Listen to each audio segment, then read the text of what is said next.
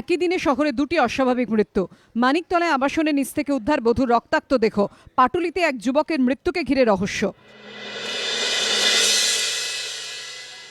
শনিবার ভোর 4টে নাগাদ আওয়াজ পেয়ে বাইরে বেরিয়ে আসেন মানিকতলা নতুন পল্লীর এই আবাসনের বাসিন্দারা। তাঁরা দেখেন আবাসনের নিচে রক্তাক্ত অবস্থায় পড়ে এক মহিলা।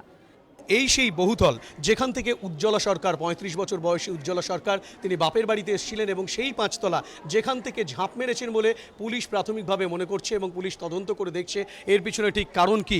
এবং স্থানীয় বাসিন্দারা আজ ভোরে কিন্তু ঠিক এই বহুতলের নিচে এখানেই কিন্তু উজ্জ্বলা সরকারের দেহ রক্তাক্ত অবস্থায় পড়ে থাকতে দেখেন। পরিবারের দাবি মানসিক অবসাদে 5তলা থেকে ঝাঁপ দিয়েছেন তিনি। ওরা যে লাইটটা ধরালো, পুরো আলোটা তখন ওর শরীরে গিয়ে পড়লো, তখন দেখছি আমার দিদি শুয়ে রয়েছে, ওখানে পড়ে রয়েছে পুরো। খুব একটা যে বলতো, খুব চিন্তা করতো, উল্টো পাল্টা ভাবতো। নিছক আত্মহত্যা নাকি এর পেছনে অন্য কোনো কারণ আছে তা খতিয়ে দেখছে মানিকতলা থানার পুলিশ। অন্যদিকে পাটুলি ব্রিজি এলাকায় মামার বাড়িতে থাকতেন বছর 32-এ স্বপন সরকার। পরিবারের দাবি শুক্রবার রাতে ঘরের মধ্যে স্বপনের ঝুলন্ত দেহ দেখতে পান তাঁরা। হাসপাতালে নিয়ে গেলে মৃত বলে ঘোষণা করেন চিকিৎসকরা।